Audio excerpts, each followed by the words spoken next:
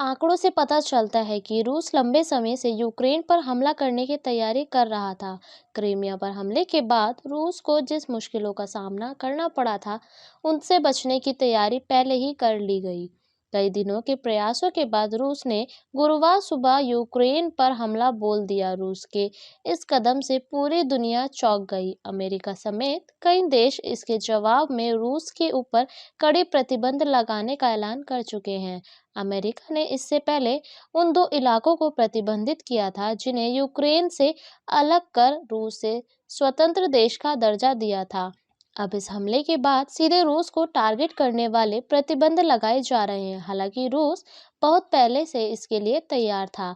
America और पश्चिमी देशों के प्रतिबंधों से बचने के लिए रूस पिछले कई सालों से तैयारी कर रहा था। इंस्टीट्यूट ऑफ इंटरनेशनल फाइनेंस की डिप्टी चीफ इकोनॉमिस्ट एलिना रिबाकोवा ने इस संबंध में कुछ दिलचस्प जानकारियां दी। उन्होंने जो आंकड़े साझा किए हैं, उनसे पता चलता है कि रूस लंबे समय से यूक्रेन पर हमला करने की तैयारी में था। क्रीमिया पर हमले के बाद रूस को जिस मुश्किलों का सामना करना पड़ा था, उससे बचने की तैयारी पहले ही कर ली गई। जब पुतिन आश्वस्त हो गए कि अब अमेरिका समेत अन्य देशों के आर्थिक प्रतिबंधों का असर मामूली रहने के उपाय कर लिए गए हैं, तब जाकर यूक्रेन बॉर्डर पर रूसी सेना को तैनात किया गया। रूस के खिलाफ लगाए गए प्रतिबंध बैंकिंग और फाइनेंशियल सेक्टर पर फोकस्ड है। अमेरिका ने प्रतिबंध लगाने के बाद कहा भी कि उनका टारगेट रूस को पैसे के लिए तरसा देना है। इसके लिए रूस के कुछ बड़े बैंकों के साथ ही बड़े बिजनेसमैन को भी प्रतिबंधों के दायरे में लगाया जा रहा है। रूस को अमेरिका और ग्लोबल पेमेंट मैसेजिंग के एक्सेस से भी दूर कर दिया गया है। आगे रूस के सेंट्रल बैंक ऑफ रशिया को भी प्रतिबंधित करने की तैयारी है। रूस को अच्छे से अंदाजा था कि अगर उसने यूक्रेन पर हमला किया तो ऐसे एक्शन होंगे कि रूसी सेंट्रल बैंक ने बीते कुछ साल के दौरान अन्य देशों में अपनी संपत्तियों को कम खर्च किया।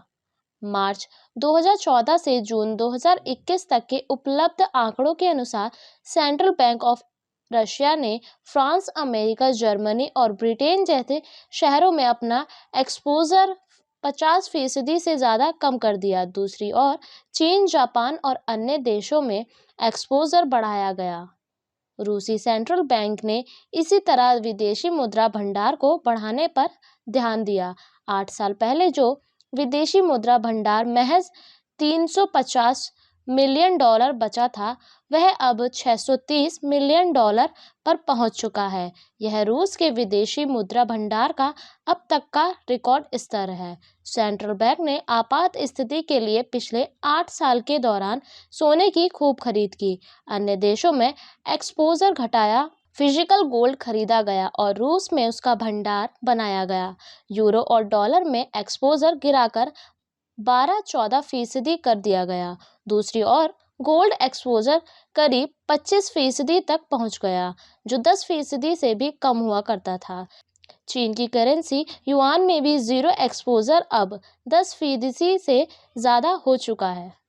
रूस ने अमेरिकी ब्रांड में अपना एक्सपोजर घटाकर लगभग जीरो कर दिया है। ताज़ा घटनाक्रमों को देखें तो अमेरिका और उसके सहयोगी देशों से एक्सपोजर कम करने के साथ ही कुछ देश, खासकर चीन में एक्सपोजर बढ़ाना बहुत बड़ी कहानी कहता है। चीन ने यूक्रेन पर रूस के इस हमले को हमला मानने से इनकार कर दिया है। अभी तक की चाइनीज डिप्लोमेसी रूस के इस कदम के सपोर्ट में है। अगर चीन रूस को इसी तरह फेवर करता रहा तो अमेरिका और उसके अन्य सहयोगी देशों की पाबंदियों पर असर कमतर हो जाएगा। तो दोस्तों, आज की वीडियो में बस इतना ही। उम्मीद करती हूँ आपको ये वीडियो पसंद आई होगी। अगर आपको ये वीडियो पसंद आई है तो लाइक करें हमारी वीडियो को और ऐसे ही अपडेट न्यूज़ पाने के लिए सब्सक्राइब करें हमारे चैनल को।